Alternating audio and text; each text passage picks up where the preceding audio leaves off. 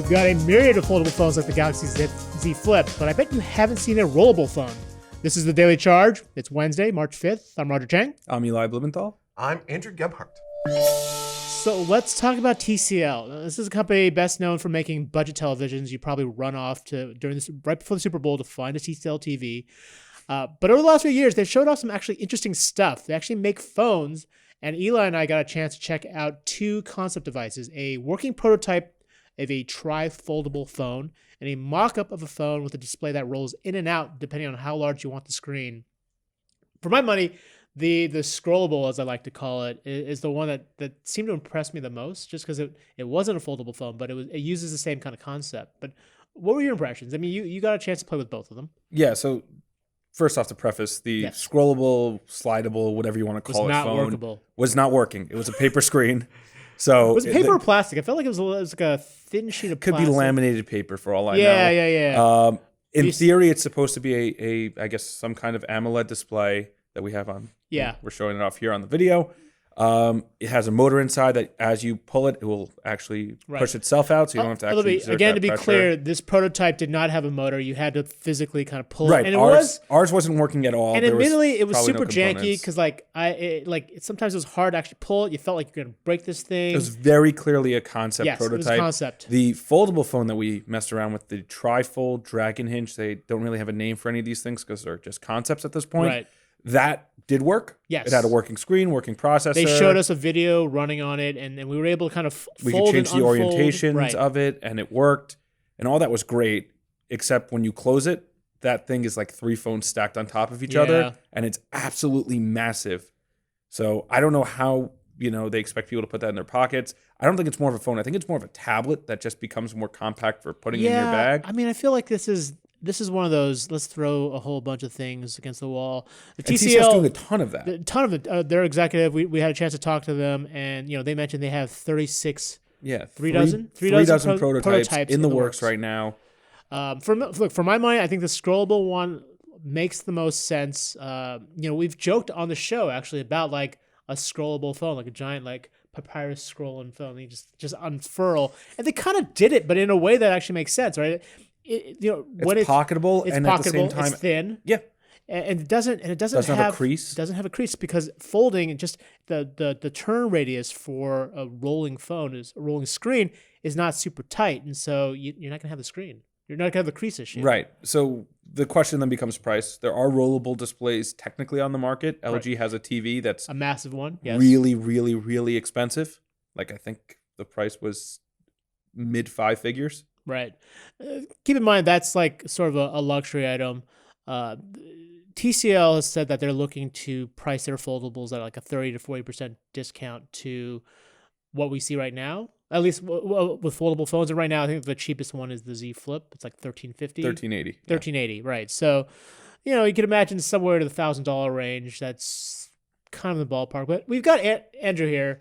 And hi. Who comes from Louisville, by the way. The only reason he's on the show is because we love him so much, and he's amazing, and we wanted to get him on the show. But I also wanted to get your impressions of these phones because you're not a phone expert. You're not a phone reviewer. I'm a smart home guy. But I have a phone in my pocket. You have phones. You appreciate phones. I've used phones before to like call people. It was pretty good. But as a normie who doesn't like live and breathe these things, like what are your impressions? Like, would you want to carry around a tri-fold or a scrollable phone? I don't think I'd want the tri-fold at all. That thing's because isn't the whole point to then make it more compact so that it's easier to carry around, but you don't lose screen size? That seems to me to be the whole point of the trend. And the tri-fold. Although I would say the fold is pretty bulky. I mean, it's not tri-fold bulky, but it's a fold when it's closed, and even the Galaxy Fold. Yes, the Galaxy Fold is Z Flip. That's what I'm talking about. The Galaxy Fold is pretty bulky. It's not a thin pocketable device like the Razr. Right. That's the like original Razr. Even the new Razr is pretty compact when you fold it up. It's thinnish. It's more pocketable than the Fold. Definitely. Yeah.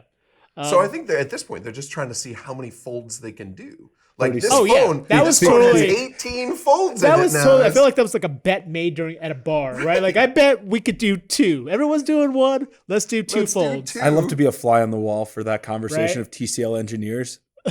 at some bar, they're just like playing a game like whereas everyone's like playing darts or beer pong. They've got napkins and they're folding the napkins around. They're just designing. Can we do 5 folds? And apparently the answer of their concepts is 36 right now. Yes.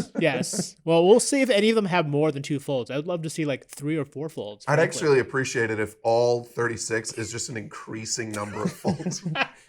The last one has 36 folds. Could you imagine It's the that? 3 dozen foldable. It's like an origami. Yeah, and But you it have to folds down like, to like a assemble little it. tiny little microchip. And it folds up. It looks like a swan when it's not in use. It's like Exactly. literal origami. Ooh. Now, we should mention that while these are all concepts and they're crazy and insane, they actually told us they plan to have some foldable device in the first half of 2021 on sale.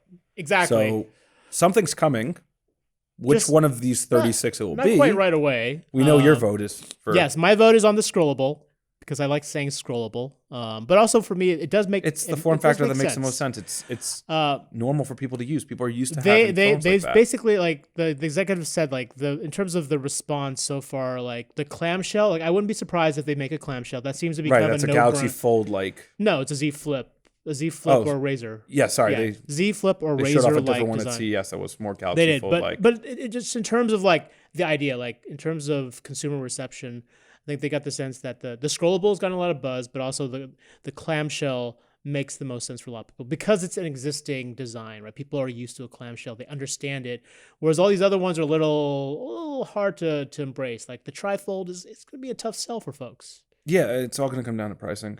Yeah. And positioning. In the US, they're going to need to probably have this in stores, not just have it online. Yes. And for a lot of companies, when it comes to selling phones that don't have a carrier, they are selling them on Best Buy or Amazon, and people can't play with them. With something like a foldable, whatever form it takes, you're going to want to be able to use that and see what it's like, hold it in your hands, fold it as however many times.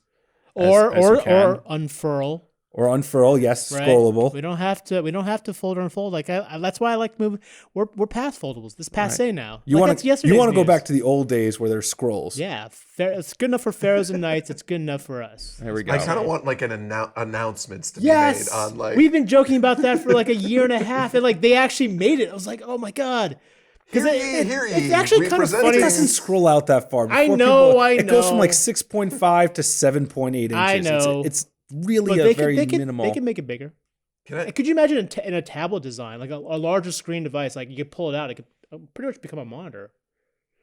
Yeah, I think Samsung, when they did their initial, their developer conference a couple years ago, they mentioned that they had ideas for stretchable displays. Yeah.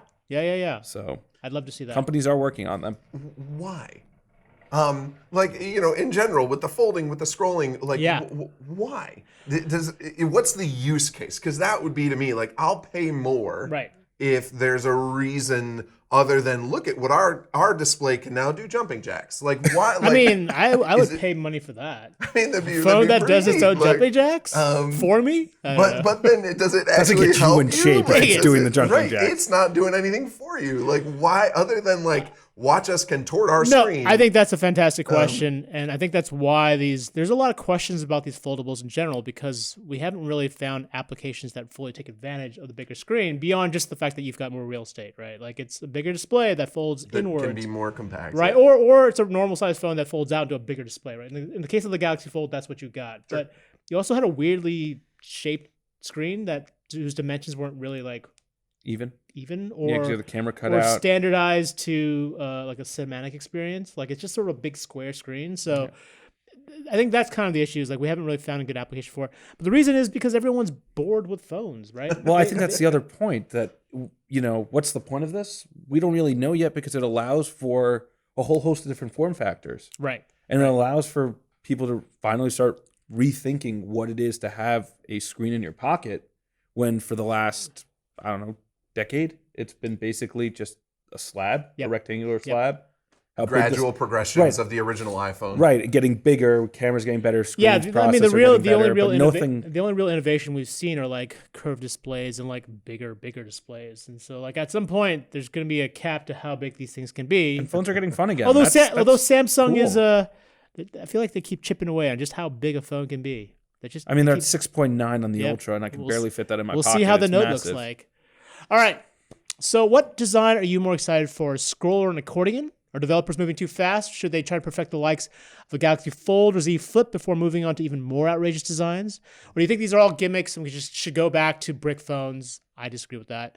Whatever your feelings are, we would ask you to sound off in the chat so we can keep the conversation going. And go ahead and subscribe and ring the bell while you're at it. Bryant, what do we got today? Hear ye, Andrew stole my joke, and I spent all night making this stupid prop. That's a lovely scroll, BBG. It is. You worked really hard. This is what I want. I want to actually scroll up into like a scroll. Like and the hear ye was beautifully presented. I couldn't take that. It was away. so If this gross. becomes a thing, how many so gruff. companies are going to use that as like their press conference or like their YouTube video? Can we just use it announcing so much now that we kill it? Like, if we just use it like 10 times right now, can we just kill the joke? yeah. I think everybody's going to have Medieval Knights show up at their like press events or whenever they're making an announcement that'd of be a phone. cool. That'd be cool. With It'd that. be cool for like the first two. And then they could mix it up. Pharaohs, Egyptians show up. I guess. You know? There's so many old There's times. so many- that, we could- exactly. You're You going to can see how many TV ads with like someone going, hear ye, hear ye. No, because that Bombarding you exact while you're phrase, watching like that football. exact phrase is only going to be like one or two, and then they're going to change it up to be like a Mr. Burns ahoy hoy or something. Ooh. Pirates. Or I mean, that's going to forget like a race to 5G. It's going to be a race to a scrollable just so somebody could use that in all of their just so ads. somebody Yes. gets on to hear ye first. Yes, got to have hear ye, hear ye. Anyway, BBG, I think Yeah. you're going to tell us we actually have questions or no? Resuming my joke. The first question comes from Colorful Commentary on YouTube, who when I asked earlier today if you're a foldy fold or a slidey slide, they say, I'm into foldy fold. Somehow the slidey slide seems exhausting. I don't know how you guys feel about that. Well, this TCL prototype at least has a motor in it. Yeah. We yeah. haven't been able to test So that. so they did or see show it. us footage of a working prototype that was in China. Like They couldn't just get it video out footage. because they, of yeah they all the stuff they going claimed on. they were planning to get us actually hands-on time with this working prototype, but they couldn't get it out of China because Coronavirus. some obvious reasons. But they did show like some rough video footage of it. It looked rough, to be fair. We saw it on. It was like a video on like TikTok. It was basically they used TikTok to record the video, but I don't think it was shared because it was an internal thing. But we saw the mechanism. The machine actually worked. Like it did open and close by itself. But it was slow and it was laggy, very and, slow. and loud. It wasn't. Yeah. It's again, all this stuff is super early prototype. Very much prototype. So we have a lot of work and time to go until this is I mean, something that you said, actually may want to if even they're buy. looking to sell something first half of next year, then technically they should have locked down the design at this point, right? Right, which I think is what they were showing. Right. Would be a close to, if not final, a strong idea of what the design will be and what they're overall looking for. Right. And And again, for me, it makes the most sense because it starts out as a phone that actually looks like a phone. It's just a normal device, and then it extends out. And like the first time you see it, it does kind of you don't realize it's rolling in and out. Like you just sort of see the screen stretch. It's kind of cool to see. Like it's like it's like you're pulling taffy or something. It's exactly. It's weird. Are you But worried? cool. I liked it though. Are you worried this might turn into vaporware? I mean, that's a big thing in the smart home. Is like Yes. if something is so much cooler and still in this like wonky prototype phase, a lot of times it just never happens. If this was a Kickstarter or a GoFundMe, I would have zero faith in it. but TCL But is enough of a- TCL is a name brand. Yeah. Right. TCL is a giant brand with, they're publicly traded. They have tons and tons of money.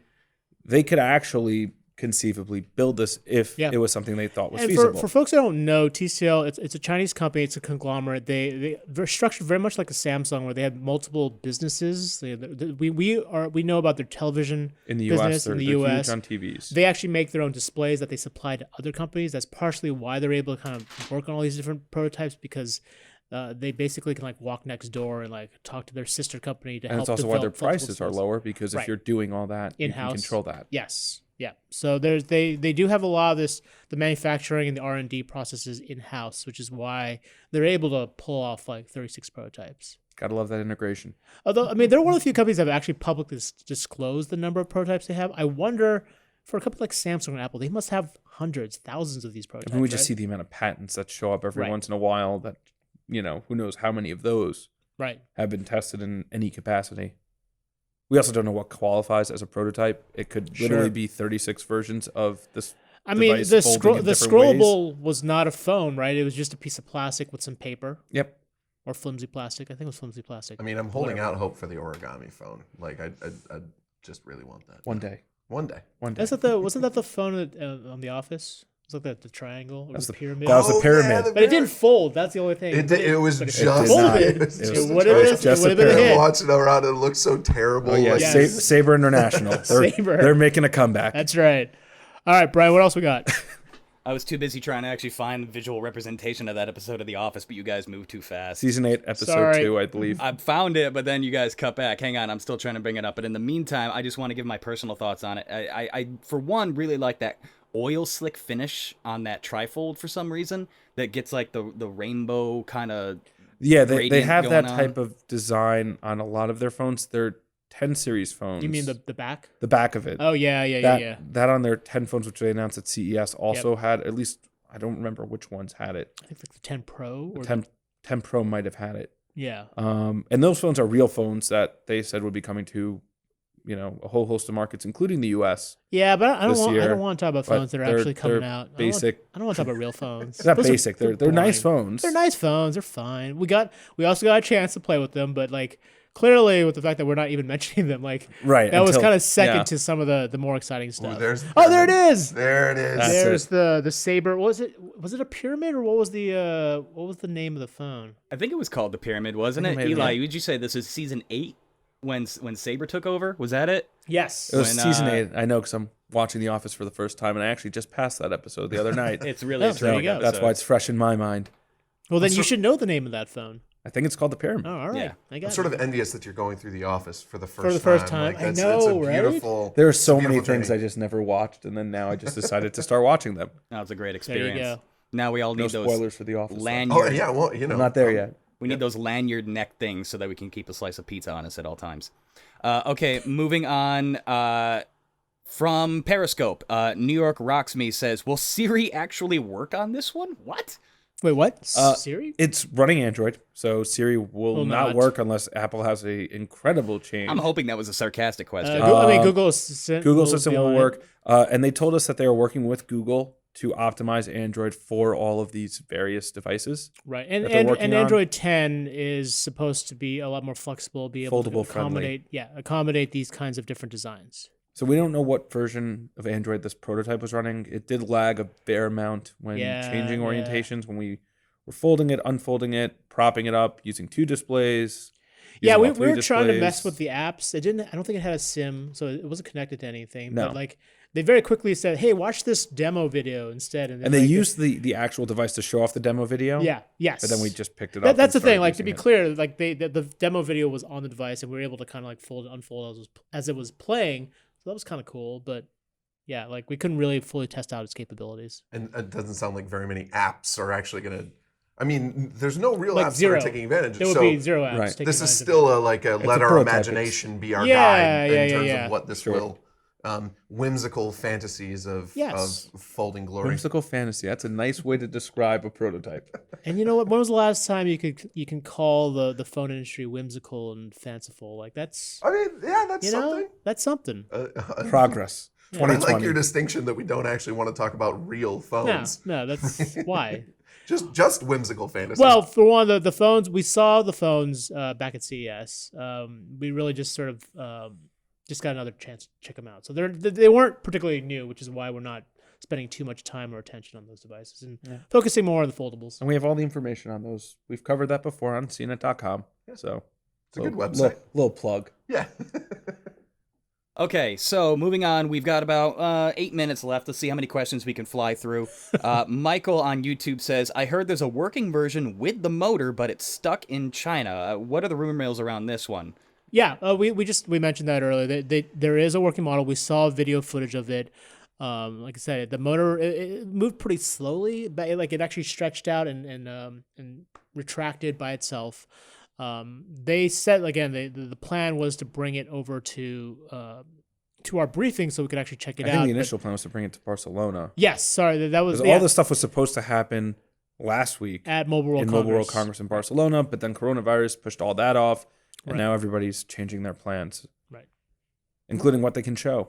I don't know if I like the idea of the motor in it. Anybody else wish that was more kinetic? Initially I thought that would be a negative because there'd be a huge point, like breaking point for the phone. But they argued that, like, especially with the way I was handling the slidable, like if you were to basically slide and like retract the phone yourself over and over again, there'd be a higher risk of it breaking as opposed to like the mechanism doing it for you.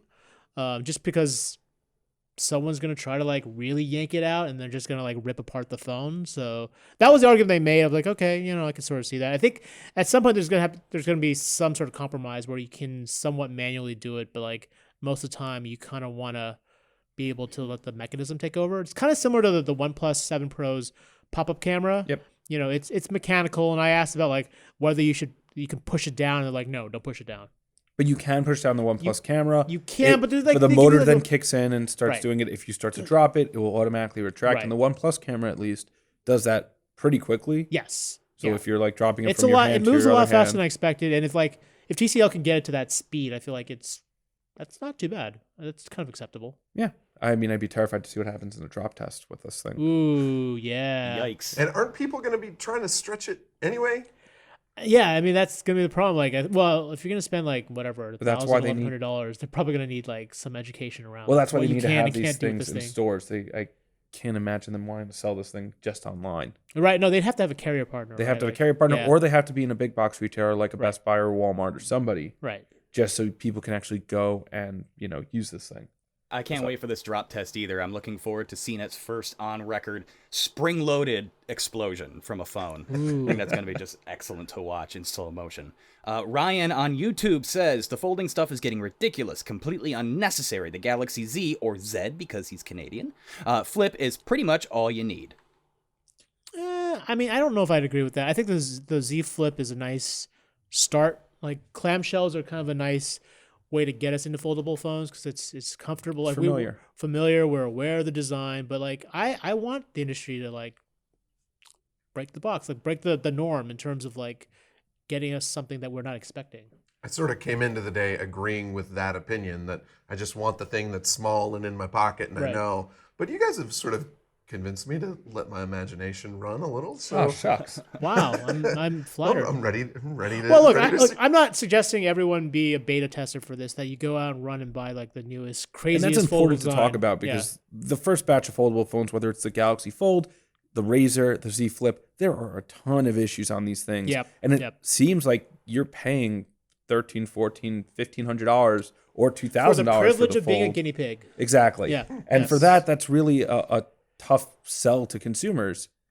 For most consumers, I mean, for folks who are buying these things, they probably have a lot of disposable income, and They want probably the don't party mind. trick. Yeah, they want the to party be trick. on the Yeah. cutting edge of the thing. Yeah, I mean, there's yeah. always going to be early adopters who are And excited. I think those early adopters also understand the risks at that point. Like if you've got the money, Right. But when we're talking mass market, which I think where the question was going, I agree. It is very early days. Yes. There is no when it comes to buying a foldable phone or buying a traditional iPhone or Galaxy, or the iPhone or Galaxy will probably do whatever you're looking to do a lot better. Oh yeah. Than the folds. Yes. Because the foldable phones just have to make so many compromises right now. I think the dilemma there is that to get to the point where foldables are acceptable for mainstream, you need to have this very bumpy transition. Yes, you need a starting point. You need the starting point. That's where we're at. We don't recommend these for folks who are just want a regular phone, who don't have a huge amount of disposable income.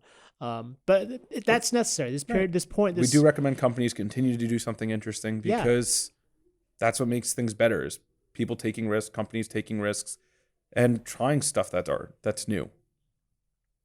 Yeah, I agree. All right. Surprisingly. Next one's coming from Timothy on YouTube.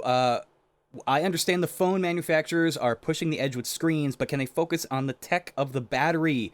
Graphene is it? He brings up a good point. Is anyone out there actually focusing on things that we actually need? I mean, folding and sliding is cool and all, but I don't know if it necessarily improves the phone experience per se. When are we going to actually get a decent battery charge out of these things? Ooh. Well, that's a complicated question. Yeah, companies are doing a lot of stuff with screen tech. In addition to the foldable stuff, there's like the Vivo phone that has a waterfall display or wraparound display. Yeah. So the front and the back are all screen. It's basically all screen with like a line for a camera, and that's kind of crazy. Battery is something that's kind of been a holy grail for a lot of these companies. Yeah, I mean, the big issue is everyone is standardized around lithium-ion batteries. It's kind of, it's easy, it's understood, but there isn't a lot of innovation around the technology. Like, you can't make the battery run longer or faster than it physically can, except for making it bigger. And you could charge faster. There have been charge a little improvements bit in faster, charging. but there's still there's like some drawbacks to having like fast charge, right? And so, and that's kind of a superficial thing. Like yes, you can fast charge it, but like you can't get a battery that like lasts, I don't know, a month or can recharge in a second and last. But like the idea of like actually having revolutionary battery technology is so complicated, so hard because it requires a whole bunch of different companies to kind of get together to like agree on like a standard for new battery tech that like it's too difficult, right, at this point.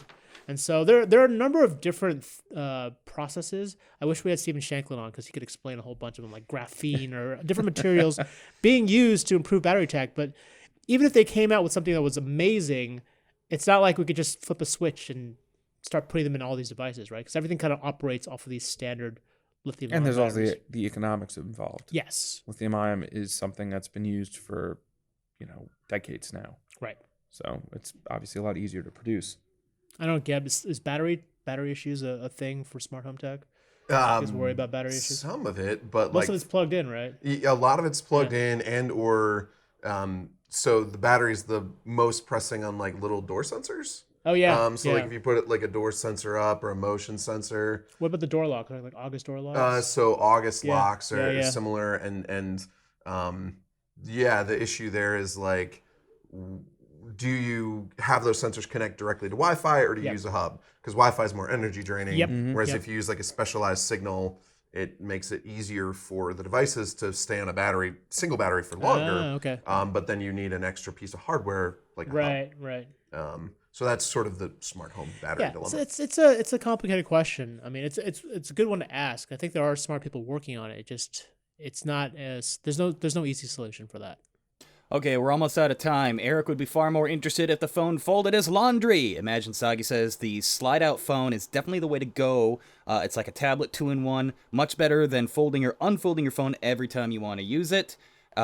Storm King says, I'm getting vibes of Earth, Final Conflict Future from phone units here. Imagine how people would unscroll their phones to take pictures. Man, that is the second time I think you've made an Earth Final Conflict reference on this show, and I'm here for it, and I love you for it. Before we shut things down, as we're going to go over time here, Andrew, what's going on out at the smart home?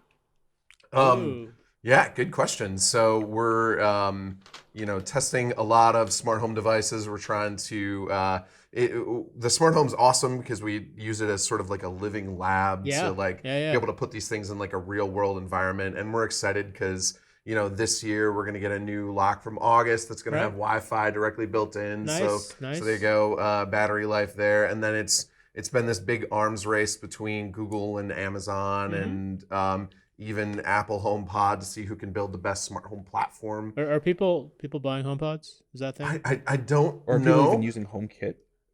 Because here's the thing. So one of my colleagues just wrote an argument on CNET saying that HomeKit is his favorite smart home platform. Like, and I think he's a little crazy, but like, but it's also his argument that like the closed walls of it in this age when we're more and more concerned about privacy and breaches and things like that. There's actually like some logic there, because especially compared to who you're competing with, which is Amazon and Google, who say like everybody is welcome, and everybody is welcome makes it a lot easier to go into a hardware store, pick out a couple of smart home devices you like, and take them home, and they're going to work with Google or Amazon.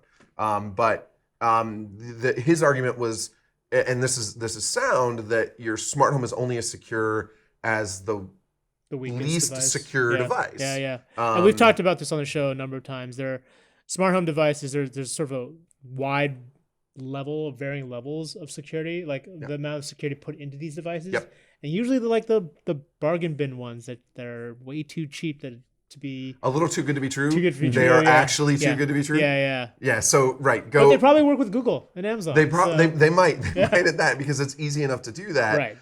Google and Amazon have been getting better about putting these companies through an actual process to work with them.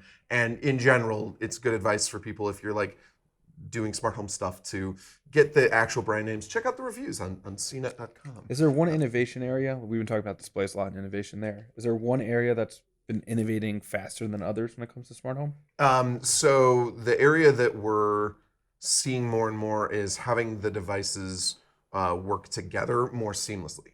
So smart speakers kicked off that trend because before that you had hubs, and before that you had to have a whole bunch of different devices. And so smart speakers and smart displays are sort of helping, but really we need like cleaner and better signal protocols for everything to be able to like talk and communicate with less input on your part. So that's what we're waiting and hoping to see is cleaner stuff like that. Cool. There you go. And with more and more keynotes and presentations and conferences falling off the map, South by is the most recent one to start taking some hits and participants. Ryan is asking, should we expect WWDC to get canceled after I.O. did earlier this week? It's hard to say at this point. I talked to them pretty recently. They're still looking at things. I mean, they did still just pull out of South by, and they did pull out of. They were planning to unveil a couple of new Apple TV Plus projects there, but they pulled out of South by. Whether or not they cancel or alter or minimize WWDC still is up in the air. But given that Google I/O was just canceled, and F8.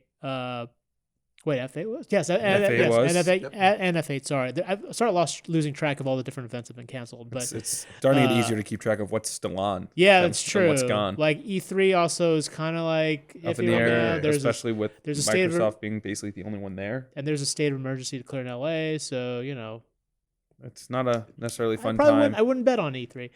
But as for WWDC, still up in the air at this point. But I wouldn't bet on that one either, right? Like, yeah, it seems like no company really wants to be liable for this. So that's really Apple the big issue. Like, there's been rumors for months now of a March event. I wouldn't hold my breath for a March event. Do you wonder if any of these are like Nintendo's been doing like Nintendo Directs for years? I mean, I think that's going to be what most companies do, right? These kind of direct, a lot of live stream stuff, a lot of webcast stuff.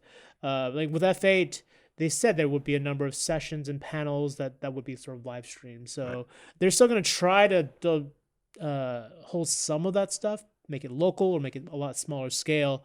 But yeah, the dynamic has completely changed this year. It'll be interesting to see what the ripple effects are going forward. Yep. Well, an unfortunate way to end a show on a down note, but hey, by decree of the king, it is time for us to go. Thanks, everybody, and sorry for everyone listening. On the audio podcast, you can't see my really stupid visual gag, but thanks, Andrew, thanks, Eli, and Roger, take us home. All right, it's time to go. But if you come up with more questions while we're off air, leave us a voicemail at 862-250-5173. If you leave us something good, we'll use it in the next episode. As always, if you want to learn more about today's topics, there are links to all today's stories, as well as the places you can subscribe to the show in the description below. For the Daily Charge, I'm Roger Chang. I'm Eli Blumenthal. I'm Andrew Gebhardt. Thanks for joining us. See you next week.